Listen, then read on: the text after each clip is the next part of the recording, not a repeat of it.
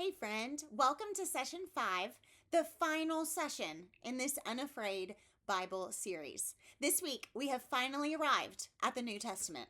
Today, we're meeting a mama, and this mama is afraid. As a mom, I would confess that parenting in general comes with a huge batch of fears, but especially for this woman as she watches her child suffer.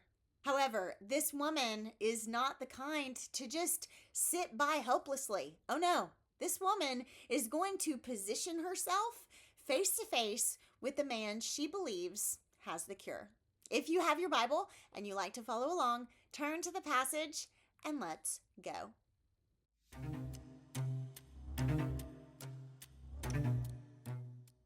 Now, directly before the encounter we are about to see, Jesus has been healing people in a place called Gennesaret.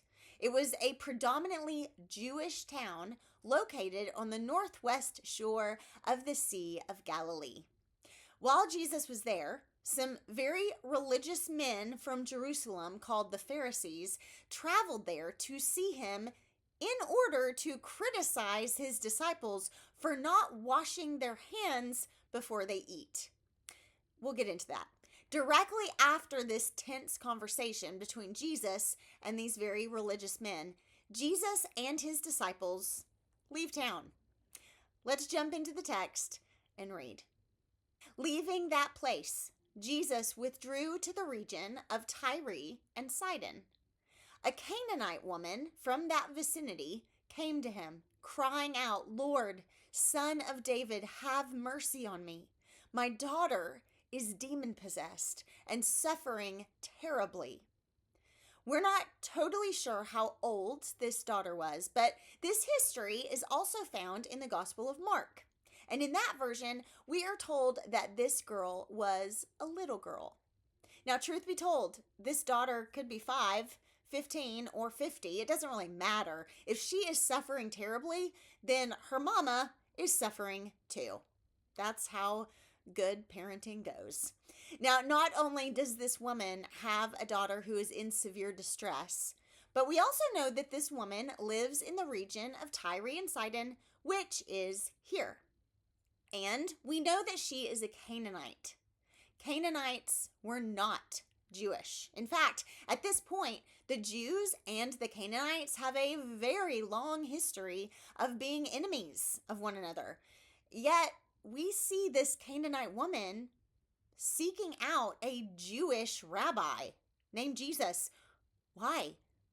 Because she's desperate. Have you ever been in a state of total desperation? You'll do anything. You'll see anybody if they might have the cure for your situation. This mama's little girl is sick, and we don't know exactly what this demon is doing to her, but it is a nightmare.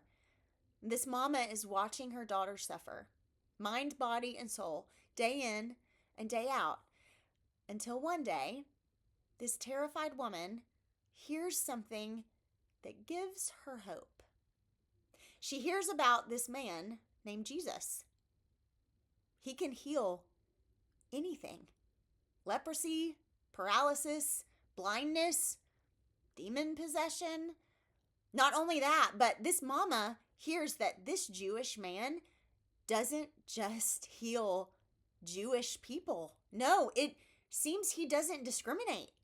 In the chapters leading up to Matthew 15, we see Jesus heal and restore all kinds of people. Apparently, if you come to him and ask, he'll help you. Doesn't matter who you are. And this Jesus has now come to her town. So she's making this happen. And she's not going to take no for an answer. Not without a fight, it seems. Because on the surface of this story, Jesus appears a bit grumpy. This woman begs, "Lord, Son of David, have mercy on me. My daughter is demon-possessed and suffering terribly." Jesus did not answer a word.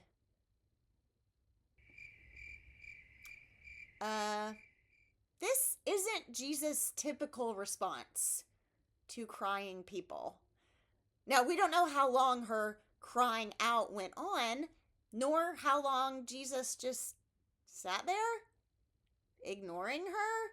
But it obviously gets to the point where his disciples are like, Jesus, can you at least tell her to go home?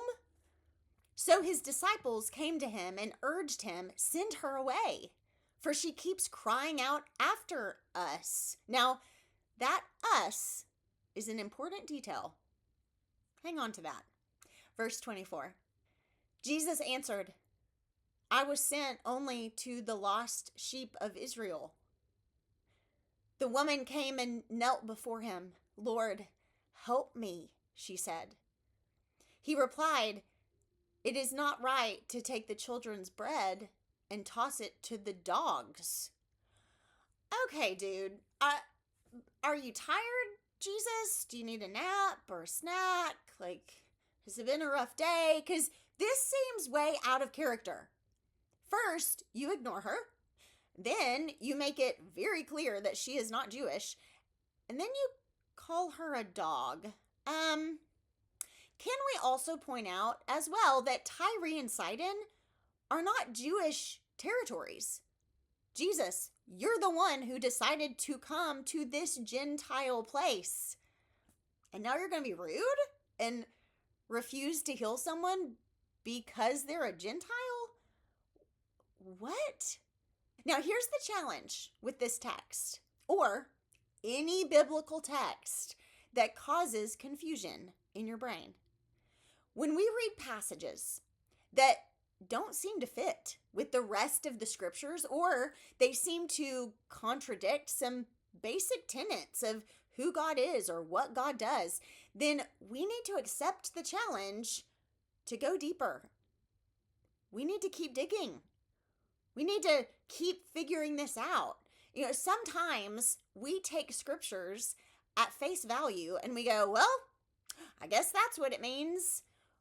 When what we really need to do is keep wrestling, keep seeking to understand the context of what's going on, keep researching the language and the culture in which it was written. This is one of those passages where we're confused, and that confusion should challenge us to realize there's got to be more going on here. Now remember, I said that directly before Jesus decided to visit this non-Jewish area, Jesus had a very sharp run-in with some Jewish teachers of the law because Jesus' disciples didn't wash their hands before they ate. The Pharisees were livid about this. Now, this was slightly a germ thing, but more so it was a religious purification ritual thing. And the Jewish religious leaders were often angry that Jesus' disciples didn't follow the gazillion rules and rituals they thought were mandatory to please God, like washing your hands in a particular way. Before heading to Tyre and Sidon, Jesus basically let these guys have it. And he said some stuff, which we could boil down to, y'all are so concerned with your outward cleanliness, and yet you're completely ignoring the fact that your hearts are filthy. So then we get to Tyre and Sidon. We meet this non-Jewish woman, and Jesus calls her a dog. Well, you know who definitely doesn't wash their hands before they eat? Dogs. Dogs don't care about washing anything before their meal, and some of them will eat anything. You may have a story about how your dog ate an entire shoe or a bag of Skittles. They don't care. So this Gentile woman comes crying out to Jesus. Now, if Jesus had been a Pharisee, then ignoring this woman would have been totally normal. A typical Jewish rabbi would not speak to a woman. In fact, the Pharisees were given the nickname bleeding and bruised Pharisees because not only would they never be seen speaking to a woman in public, but they would literally run into walls, people said, trying not to look at them so they wouldn't lust. But not only is she a woman, she's a Canaanite, which to the most religious of the day would mean she was completely unclean. The Pharisees would have had nothing to do with this woman.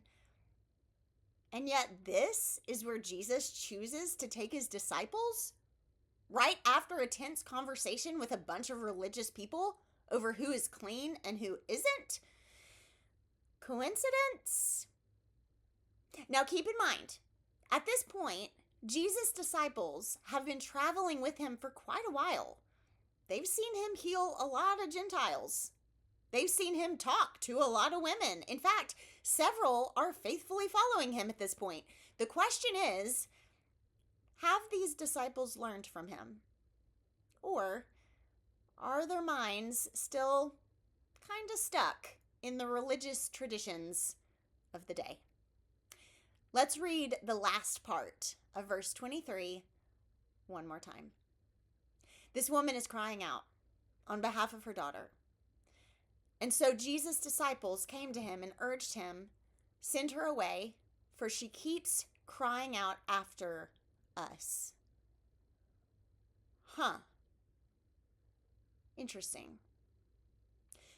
You know what the disciples of Jesus have been doing since they were empowered by him all the way back in Matthew chapter 10?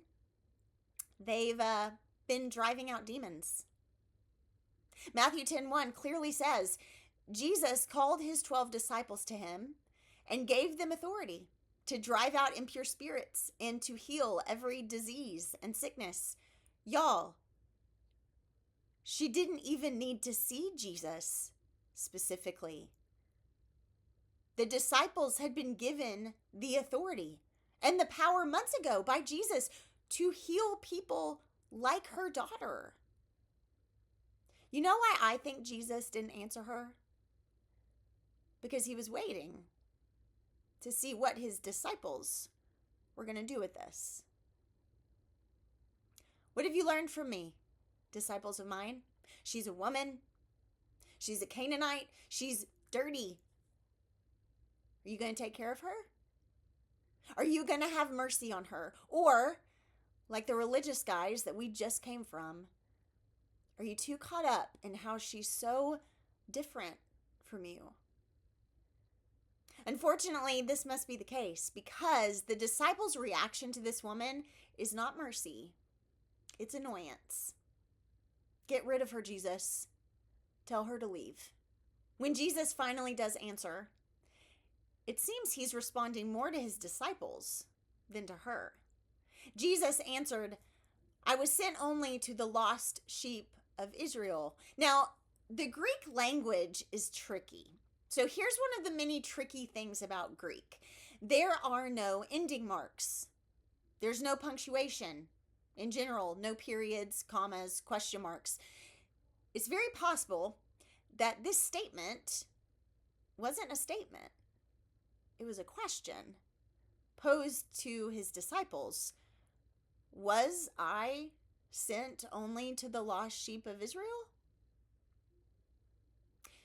See, Jesus has already answered that question.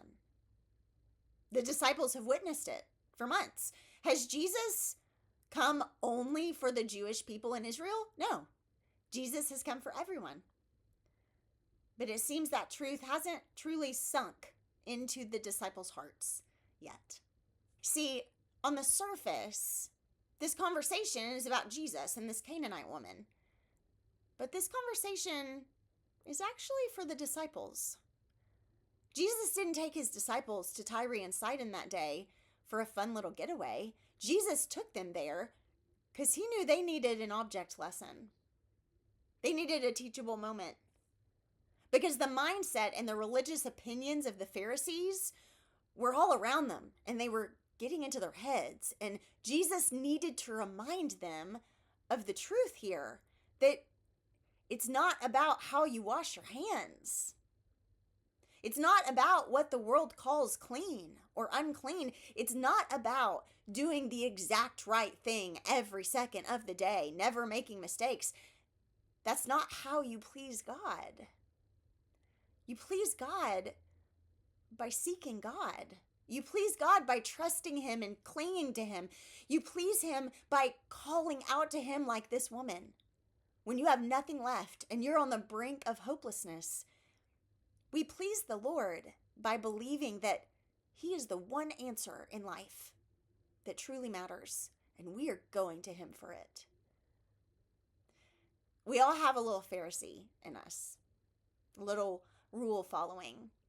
As followers of God, we can get so bogged down in the laws of God that we get tunnel vision. We don't really see the people around us who we have the ability to help. Instead, we get annoyed and we turn a blind eye. We lose sight of the bigger picture. And the big picture is this: Jesus, the Son of God, came to seek and to save those that are lost. And he does his work through us, through his disciples, if we're ready and willing, if our hearts have truly let his love for all people sink in. The final verse of this moment in history says this: Then Jesus said to her, Woman, you have great faith. Your request is granted. And her daughter was healed at that moment. Although it may seem like Jesus was ignoring this mother, he wasn't. He saw her. He answered her. And he had mercy on her. Because that's who he is. To be a disciple of Jesus is to learn how to imitate Jesus, how to be like Jesus, how to follow in his footsteps. May we be people who show deep compassion, radical mercy, unending kindness, and unconditional love to all those the world may deem the least of these. Because compared to the Lord, we're all the least of these, whether we wash our hands the right way or not. This mama of Matthew 15 had some guts. She had some gumption. She had some chutzpah, as you might say. In this session, we're going to explore more in her story. And we're going to focus a bit on some other women in the life of Jesus and the early church. So make sure you check into your Patreon app every day. And hey, if you have enjoyed this series and you want to support the creation of all of our newest series and printables and more, please consider a one-time gift to the ministry or become a part of our Surrounder Circle for any amount given every month. We are a nonprofit organization, so we run solely on your generosity. So please consider visiting slatedforgrace.com/donate today and become a bigger part of us. I love you, friend. See you next time. Bye.